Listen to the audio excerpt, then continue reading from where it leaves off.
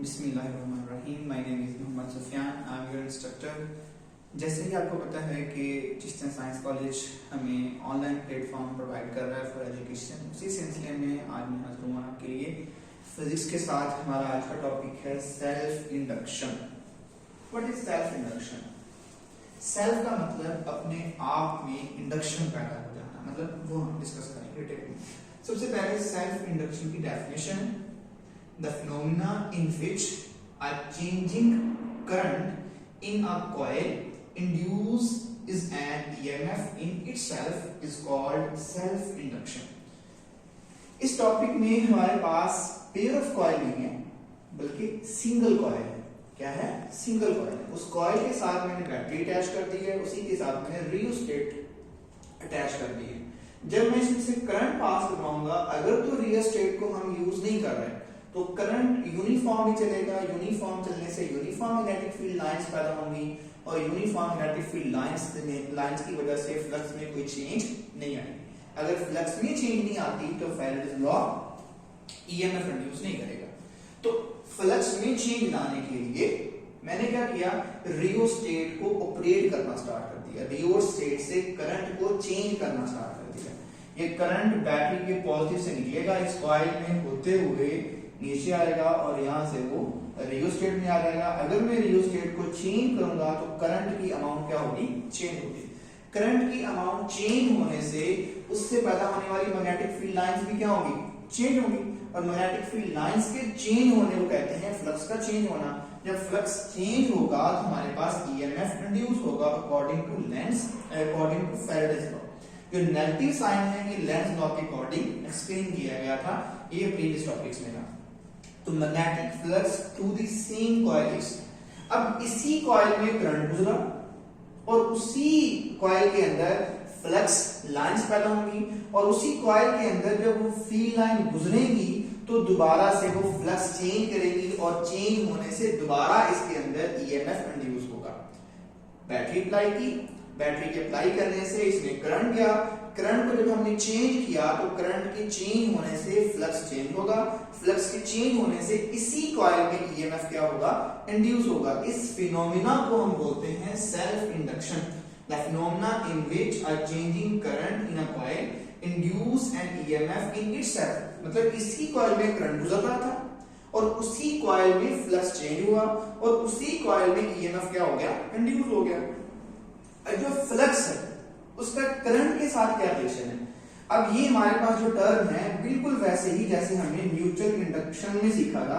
ये है flux of N turns. इस कॉइल की सपोज करते हैं कितनी टर्न्स हैं? एन टर्न्स हैं। उन एन टर्न्स का फ्लक्स जो है इस कॉइल में गुजरने वाले करंट के क्या होगा? प्रोपोर्शनल होगा। जितना करंट ज्यादा गुजरेगा उतना फ्लक्स ज्यादा होगा। तो it mean N phi is proportional to I.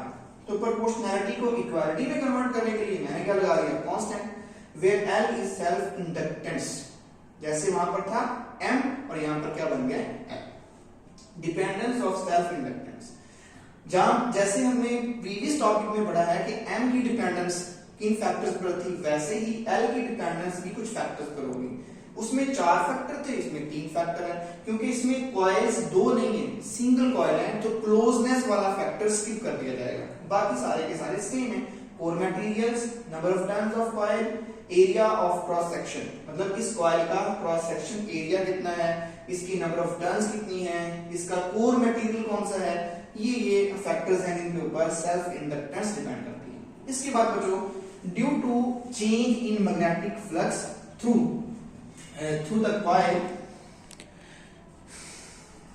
EMF induce in it, जब इस कॉइल के अंदर से फ्लक्स गुजरेगा, फ्लक्स चेंज होगा due to change in magnetic flux through the coil. ये हमारे पास कॉइल है, इसके अंदर जैसे जैसे फ्लक्स चेंज होगा उस फ्लक्स के चेंज होने से ईएमएफ क्या होगा? इंड्यूस होगा।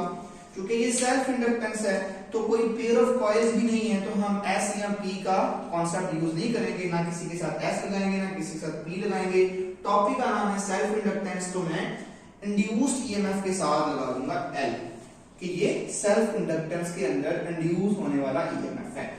तो माइनस एन डेल फाई और डेल टी, बिल्कुल वही कॉन्सेप्ट। डेल का कांस्टेंट पे कोई इफेक्ट नहीं होता, इसको ब्रैकेट के अंदर लिख सकते हैं। n फाई हमारे पास किसके इक्वल है, इक्वल है क्योंकि नंबर 2 के अंदर li के इक्वल है, तो मैंने यहाँ पर क्या यूज कर लिया li।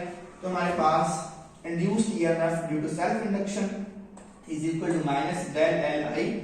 जब मैं इस डेल्टा को L के ऊपर ब्रेड करूंगा कोई इफेक्ट नहीं होगा, क्योंकि L एक कांस्टेंट क्वांटिटी है और कांस्टेंट क्वांटिटी के ऊपर डेल का कोई इफेक्ट नहीं है, उसे मैंने डेल से ब्रैकेट से बाहर लिख लिया। तो del I over del T, ये फैक्टर जो मैंने ग्रीन मार्कर में इसको इंक्लोज किया हुआ है दैट वन, ये फैक्टर L के साथ क्या हो रहा है, मल्टीप्लाई हो रहा है।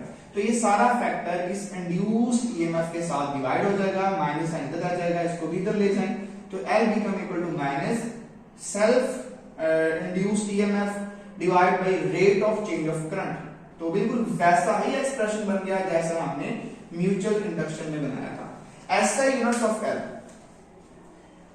L का एस का यूनिट्स क्या है, बिल्कुल वैसे ही जैसे हमने म्यूचुअल इंडक्शन का इंडक्टेंस का यूनिट निकाला था वैसे ही L का यूनिट निकलेगा, that is Vs per ampere, मतलब वोल्ट सेकंड पर एम्पेयर, और इसको हम हेनरी कहते हैं, इसका यूनिट भी हेनरी है क्योंकि ये भी साइंटिस्ट के काम है।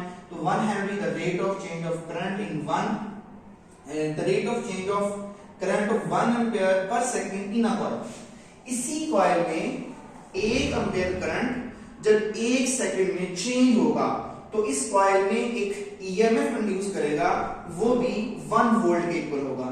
तो तब इस कॉइल की जो सेल्फ इंडक्टेंस है इट विल बी 1 हेनरी। जब इसी कॉइल में 1 एम्पेयर करंट 1 सेकंड में चेंज हो तो इसी कॉइल में ईएमएफ इंड्यूस करेगी 1 वोल्ट, तो तब इस कॉइल की जो सेल्फ इंडक्टेंस है it will be 1 Henry. Thanks. अगर किसी को समझ ना आई हो बच्चों तो आप लोग कमेंट बॉक्स में कमेंट करके पूछ सकते हैं। Thank you very much.